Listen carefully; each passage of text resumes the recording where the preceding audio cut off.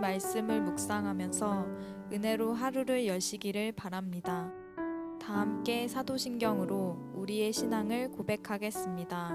신앙을 고백하실 때 진심을 다해 고백하시기를 바랍니다. 전능하사 천지를 만드신 하나님 아버지를 내가 믿사오며 그 외아들 우리 주 예수 그리스도를 믿사오니 이는 성령으로 잉태하사 동정녀 마리아에게 나시고 본디오 빌라도에게 고난을 받으사 십자가에 못 박혀 죽으시고 장사한 지 사흘 만에 죽은 자 가운데서 다시 살아나시며 하늘에 오르사 전능하신 하나님 우편에 앉아 계시다가 저리로서 산자와 죽은 자를 심판하러 오시리라. 성령을 믿사오며 거룩한 공회와 성도가 서로 교통하는 것과 죄를 사하여 주시는 것과 몸이 다시 사는 것과 영원히 사는 것을 믿사옵나이다. 아멘.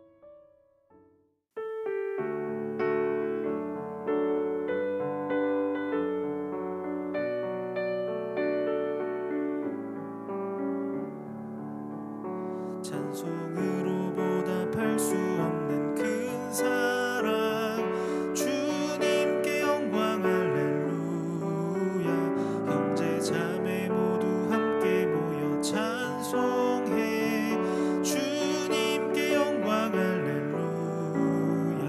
하나님의 자녀여 크게 찬송 부르며 밝고 거룩한 길로 기쁨으로 나아가 주의 보좌 앞으로 속히 들어가겠네.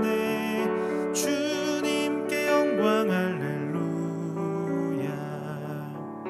우리 받은 주님 은혜 한량 없도다. 주님께 영광 할렐루야. 기쁜 찬송 부르면서 천국 가겠네. 주님께 영광 할렐루야. 하나님의 자녀여 크게 찬송 부르며 밝고 거룩한 길로 기쁨으로 나아가 주의 보좌 앞으로 속히 들어가겠네. 주님께 영광 할렐루야.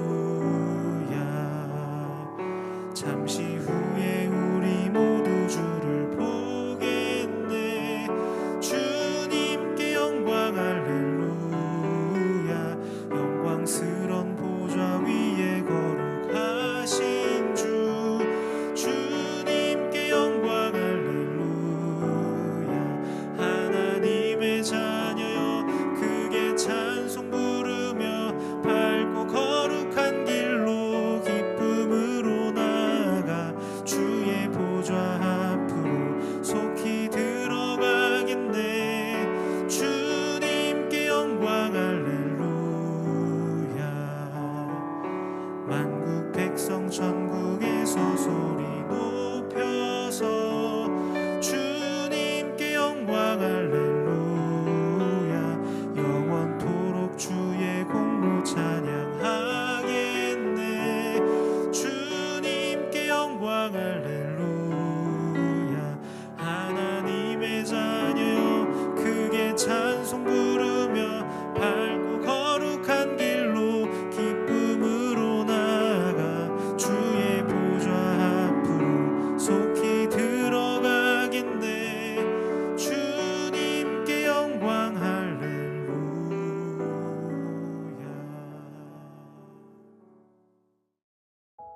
오늘 우리가 함께 나눌 말씀은 사도행전 11장 19절부터 30절입니다.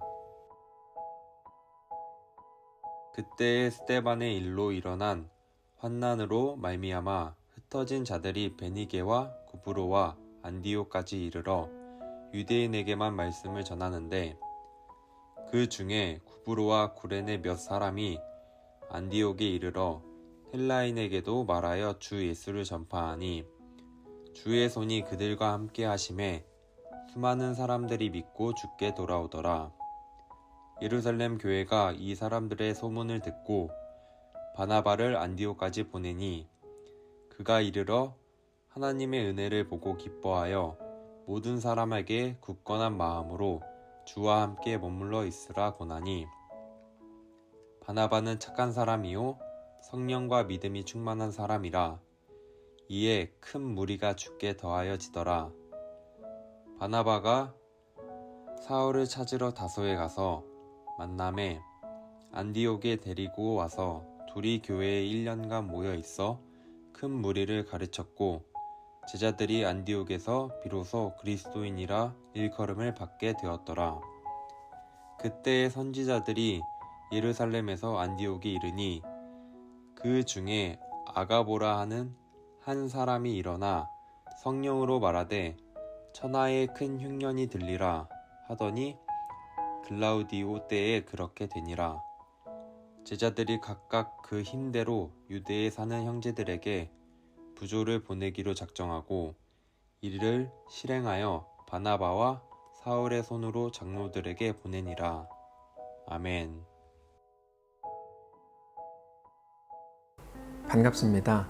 오늘 사도행전 11장 19절부터 30절까지의 말씀을 중심으로 그리스도인이라는 주제의 말씀을 함께 나누겠습니다. 얼마 전 본문의 내용을 한번 생각을 해보시면 사울과 그 일당이 예수 믿는 자들을 심각하게 박해했고 그 정점이 되는 사건이 스데반의 죽음이었다고 말씀을 드렸습니다. 그들은 스데반까지 죽였으니 이는 더 대대적으로 이제 예수쟁이들을 잡아 죽이려고 작정을 했을 겁니다. 그래서 더 조직적으로 이제 예수 믿는 사람들을 잡았죠.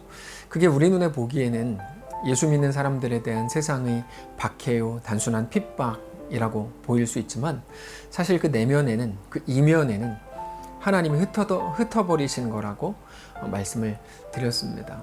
그래서 초대교회 성도들에게는 흩어짐이 순종이었을 거라고 말씀을 드렸죠. 왜요? 초대교회 성도들은 사실 죽음을 각오한 사람들이거든요. 2장과 4장 말미를 보면 자기들이 가진 소유물을 공유해서 쓸 만큼 이 땅에 있는 소망을 남겨놓지 않은 사람들이었습니다. 그들은 죽는 것이 오히려 더 쉬웠을 겁니다. 주를 위해 죽는 것. 그들에게 만일에 도망가라, 너 지금 죽지 않고 도망가라, 그게 더 수치스러웠을지 모릅니다. 그래서 그들에게 있어서 흩어짐이 순종이었습니다. 기억하실 겁니다. 여기 상단에 2월 2일 영상을 다시 들으시면 도움이 많이 되실 겁니다. 자, 초대교회의 사도들을 제외한 모든 사람들이 그렇게 이방 땅으로 흩어집니다. 어차피 하나님이 흩으셨다면 흩어져서 복음을 전하라고 하시는구나 생각했을 겁니다. 그래서 그들은 가는 곳마다 복음을 전합니다. 근데 처음에는 유대인들에게만 복음을 전했습니다. 당연히 유대인들에게만 구원이 허락되었다고 생각했기 때문이죠. 19절. 그때 스데반의 일로 일어난 환란으로 말미암아 흩어진 자들이 베니게와 구브로와 안디옥까지 이르러 유대인에게만 말씀을 전했다 되어 있습니다. 근데 그 중에 몇 사람은 안디옥이라는 이방 도시에 갔는데 거기서 헬라인에게도 복음을 전합니다. 20절입니다. 제가 읽겠습니다. 그 중에 구브로와 구레네 몇 사람이 안디옥에 이르러 헬라인에게도 말하여 주 예수를 전파하니, 이 사람들은 특별히 구브로와 구레네의 몇 사람이라고 되어 있는데 그들은 구브로와 구레네에서 자라온 디아스포라 유대인들이었습니다. 그러니까 몸은 당연히 유대인이고 육적인 아브라함의 후손이지만 그 생각과 생활 습관 그리고 모든 문화 자체가 유대인에게, 이방인들에게 너무 익숙한 사람들이죠. 그래서 이방인에 대한 거리낌이나 거부 반응이 거의 없었기 때문에 자연스럽게 복음을 전할 수 있었습니다. 근데 놀랍게도 헬라인, 이방인에게 복음을 전해야 한 것인데 그들이 예수를 믿더라는 거죠. 더 정확하게는 주의 손이 그들과도 함께 하시더라는 겁니다. 그들이 복음을 받아들이고 그들이 예수를 믿기로 하더라는 것이죠. 21절 한 목소리로 읽겠습니다. 시작. 주의 손이 그들과 함께 하심에 수많은 사람들이 믿고 주께 돌아오더라. 자, 우리가 성경을 보는 시각을 여기서 조금만 다르게 보면 중요한 것을 한 가지 알게 되는데, 단지 야 그럼 구원이 뭐 이방인들에게 있지 없냐? 이런 개념이 아니고요. 예루살렘 교회, 유대인들 입장에서 보면 유대인과 헬라인의 경계가 사라진 겁니다. 유대인과 헬라인 사이에는 큰 높은 장벽이 있었는데 그게 깨진 거예요. 정말 깜짝 놀랐겠죠. 이게 뭔가 싶었을 겁니다. 그래서 멈추지 않고 계속 전합니다. 예루살렘 교회가 그들의 소문을 들었습니다. 예루살렘 교회에서 회의를 했을 겁니다. 그게 사실인가? 이방인들도 예수를 믿고 구원을 얻을 수 있다는 말인가? 이게 회의할 거리가 됩니까? 그들에게는 회의할 거리가 되죠. 그들의 믿음과 다른 일들이 일어나기 시작한 거니까요. 그래서 그것을 확인하기 위해서 초대교회의 신실한 리더용 교사였던 바나바를 보냅니다. 확인하고 나서 부족한 부분이 있으면 보완을 하라는 것이죠.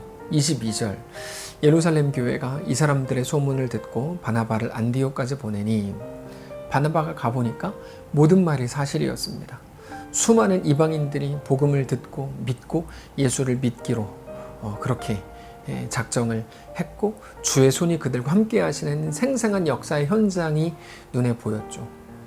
바나바는 그것을 일시적이거나 특수한 현상이라고 보지 않았고 하나님의 은혜의 결과라고 보았습니다. 그래서 거기서 제대로 하나님의 말씀을 전했고 복음을 더 깊이 나누기로 합니다. 거기에서 자기도 하나님의 은혜의 역사 안에 동참하기로 한 거죠.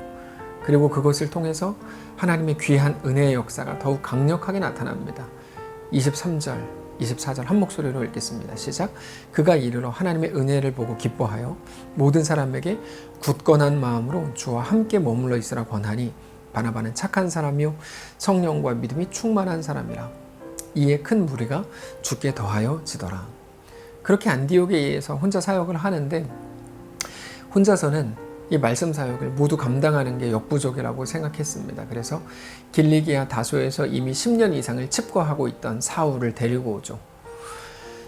그리고 이제 사울과 바나바가 함께 하나님의 말씀을 정직하고 깊이 전한 결과 어떤 일이 일어납니까? 그들은 역사상 처음으로 그리스도인이라는 이름이 붙여지게 됩니다. 25절, 26절 한 목소리로 읽겠습니다. 시작. 바나바가 사울을 찾으러 다소에 가서 만남에 안디옥에 데리고 와서 둘이 교회에 1년간 모여 있어 큰 무리를 가르쳤고 제자들이 안디옥에서 비로소 그리스도인이라 일컬음을 받게 되었더라.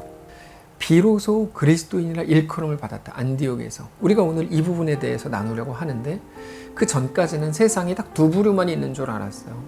유대인과 이방인. 이방인의 대표가 헬라인이니까 유대인과 헬라인. 근데 전에 없던 새로운 종족이 나온 겁니다. 이게 그리스도인입니다. 이 그리스도인이라는 사람들은 너무나 독특한 사람들이에요. 왜 그러냐면 예전에 유대인과 헬라인으로 두 부류로 나눌 때 사실 그들의 출신에 따라 나눕니다. 출생에 따라 나눠요. 유대인은 자연스럽게 아브라함의 후손이니까 하나님의 백성이 되는 거고 헬라인은 그냥 이방인일 뿐입니다. 그냥 출생이 그런 겁니다. 근데 그리스도인이라는 사람이 나왔는데 그리스도인은 누굽니까? 유대인도 아니고 헬라인도 아니에요. 그리스도인은 출생으로 구분하지 않아. 출생으로 구분되지 않는 아주 특별한 사람. 우리를 한국인이라고 부르잖아요. 일본에서 난 사람 일본인이라고 부르고 어느 나라 국적을 가졌냐가 어느 인이냐를 구분하는 것인데 그리스도인은 그런 게 아니더라는 거예요. 매우 독특한 한 특징을 가지고 그들을 일컫더라는 겁니다. 예수를 믿는 사람들이라면 그가 유대인이든 헬라인이든 모두가 이 그리스도인이라고 부릅니다. 그건 세상이 붙여준 이름입니다. 세상 사람들이 볼 때 너무 독특한 부류의 인간이 있더라. 그게 그리스도인이더라. 그게 26절이야. 비로소 그리스도인이라 불렸다는 거죠. 어떤 독특함이었을까요? 그건 아주 분명하고 선명한데 그들이 믿는 믿음이 그랬습니다. 그들은 예수라는 사람을 믿더라. 근데 예수를 하나님의 아들이라 그러더라. 근데 그 사람이 십자가에 못 박혀 죽었는데 하나님이 3일 만에 다시 살리셨다 그러더라. 근데 그들은 진짜 그걸 믿더라. 이렇게 시작을 하는 거야. 근데 재밌는 건 이겁니다. 보통 사람의 믿음이라고 하는 건 마음속이나 머릿속에 있기 때문에 눈으로 안 보입니다. 그래서 유대인이나 헬라인을 출생지로 구분을 했던 겁니다. 믿음이 안 보이니까. 근데 특이하게도 그리스도인이라고 하는 사람들은 그 속에 있는 믿음이 눈에 보이더라는 거죠. 어떻게 보입니까? 그들의 선택과 결정과 삶을 통해 드러나더라는 겁니다. 이게 중요한데요. 여러분, 그들의 믿음이 어떻게 드러났을까 하는 거죠. 그래서 늘 말씀드리지만 믿음은 명사가 아닙니다. 나는 믿는다. 나는 구원을 받았다. 명사가 아니고 믿음은 동사입니다. 움직임이죠. 나를 움직이게 하는 힘이기도 하고 내 오늘의 선택이기도 합니다. 그들의 믿음이 어떻게 드러났을까요? 그들은 고난, 이 땅에서의 현실, 죽음까지도 두려워하지 않더라는 겁니다. 그런 것들을 두려워하지 않더라. 그리스도인을 제외한 모든 사람들은 유대인이건 뭐 헬라인이건 죽음과 현실을 다 두려워합니다. 그래서 모두가 현실을 지금보다 더 좋게 바꾸는 것을 최고의 선이라고 믿고 살아갑니다. 안타까운 건 교회 안에 있는 많은 사람들도 그럴 때가 있죠. 내 현실을 좋은 것으로 바꾸는 게 최고의 선이다. 근데 그건 예수를 믿지 않기 때문입니다. 이상하게도 그리스도인들은 그런 연약한 현실, 처절한 현실을 담담하게, 넉넉하게 살아가더라는 거예요. 그들에게는 당장의 고생보다, 아픔보다, 외로움보다, 고통보다, 힘겨움보다, 심지어 죽음보다 더 실제적이고 더 강력하고 더 영원한 것이 있다고 믿더라는 겁니다. 이미 죽음을 이긴 사람들 같더라. 죽음을 극복한 사람들 같더라. 그게 바로 새로운 종족 그리스도인이더라 라고 하는 말입니다. 그 대표적인 그림이 29절 30절이죠. 간단하지만 함께 읽겠습니다. 시작. 제자들이 각각 그 힘대로 유대에 사는 형제들에게 부조를 보내기로 작정하고 이를 실행하여 바나바와 사울의 손으로 장로들에게 보내니라. 여러분, 그들이 헌금했다는 내용인데요. 그들은 넉넉했을까요? 그렇지 않습니다. 쓸 게 없어. 그 시대에 먹을 것도 없었을 겁니다. 그러나 나눌 수 있죠. 어떻게 나눌 수 있습니까? 여기 이 땅이 전부가 아니니까요. 그게 그들의 믿음의 드러남입니다. 그게 얼마 전 우리가 계속 나누었던 보아스였고 모세였고, 내 이름을 그들을 구원하시지 않을 거라면 내 이름도 생명책에서 지워주십시오. 모세였고 바울이었고 바로 예수의 길이었다고 말씀을 드렸죠. 그게 우리가 믿는 믿음과 너무 똑같지 않습니까? 우리가 잘 알고 있는 복음이잖아요. 여러분, 복음은 다르지 않아. 같습니다. 우리 주 예수님께서 우리를 위해 이 땅에 오셨고 우리의 죄값을 대신 지셨고 우리가 죽어야 될 죽음을 십자가 위에서 대신 담당하셨습니다. 그리고는 3일 만에 죽음의 권세를 깨뜨리고 부활하셨습니다. 그것으로 우린 이제 늘 우리를 불안해하고 두려움에 떨게 하던 모든 죽음의 권세가 깨졌고, 그 죽음의 권세는 이후의 일들을 말하는 게 아니라 오늘 내 현실 속에서도 똑같이 적용되는 거죠. 우리의 새로운 운명, 우리는 그렇게 새로운 존재가 됐죠. 그래서 우리는 오늘의 연약함 속에서도 담대하게 믿음의 길을 걸어갈 수 있게 됐죠. 성도 여러분, 우리가 오늘을 힘겨우면서도 넉넉히 걸어갈 수 있는 이유가 무엇입니까? 이 모든 끝이 나를 죽이지 못하고 나를 망하게 하지 못하고 나에게 영원한 힘을 발휘하지 못할 걸 알기 때문입니다.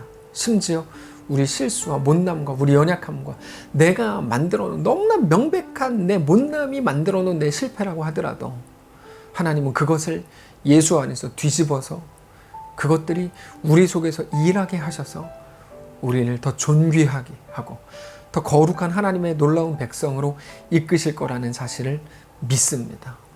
말씀을 정리하겠습니다. 사랑하는 성도 여러분, 오늘 우리가 가진 이름, 그리스도인이라고 하는 이름이 어떤 의미인지, 우리 믿음이 무엇인지 다시 한번 확인하시기 바랍니다. 어쩌면 매일같이 고생하고 힘들고 죽음의 위협에 눌려서 온전한 믿음으로 살아가지 못했던 우리의 연약함이 우리의 오늘의 전부였다면 이제는 믿음으로 다시 한번 일어나셔서 죽음의 권세를 깨뜨리신 우리 주 예수님을 믿음으로 다시 한번 넉넉하고 담대하게 살아가게 되시기를 주님 이름으로 축복합니다. 기도하겠습니다. 살아계신 하나님, 우리에게도 이 복음을 허락하시고 예수 그리스도를 주셔서 감사합니다. 우리 현실에 눌려 여전히 힘겨워하며 살아갈 수밖에 없었던 우리를 불쌍히 여겨주시고 다시 한번 우리 인생과 운명을 바꾸신 우리 하나님 안에서 우리 앞에 있는 모든 현실과 모든 어려움 속에 그러나 넉넉하게 승리하며 살아갈 수 있도록 인도하옵소서. 그래서 자기의 아픔과 굉장히 심한 고통 속에 있는 외로움과 힘겨움 속에 있는 성도들 일어나지 못하고 있다면 그들을 찾아가셔서 믿음을 더하여 주시고 내가 너와 함께한다 말씀하시고 그것이 끝이 아니라 새로운 존재, 새로운 운명이 되었음을 깨닫게 하셔서 다시 넉넉하게 이 길을 걸어갈 수 있는 사랑하는 모든 성도들 되게 하옵소서. 우리의 오늘을 또다시 책임져 주시기를 소원하며 살아계신 예수님의 이름으로 기도합니다. 아멘. 성도 여러분, 오늘은 수요일입니다. 저녁에 함께 모여 각자의 자리에서 또 영상으로 예배하실 때 오늘 아주 중요한 말씀을 나누려고 합니다. 꼭 참여하시고 동참하셔서 귀하고 복된 은혜의 시간 되시기를 바랍니다. 이 시간에는 각자 있는 그 자리에서 오늘의 이 말씀을 기억하면서 주님, 내가 그리스도인 된 것은 무엇이고 어떤 의미인지, 나에게 허락된 믿음은 무엇인지 고민하고 생각하고 다시 한번 확신하며 그 자리를 기도하면서 일어나시기를 바랍니다. 여러분 사랑하고 축복합니다.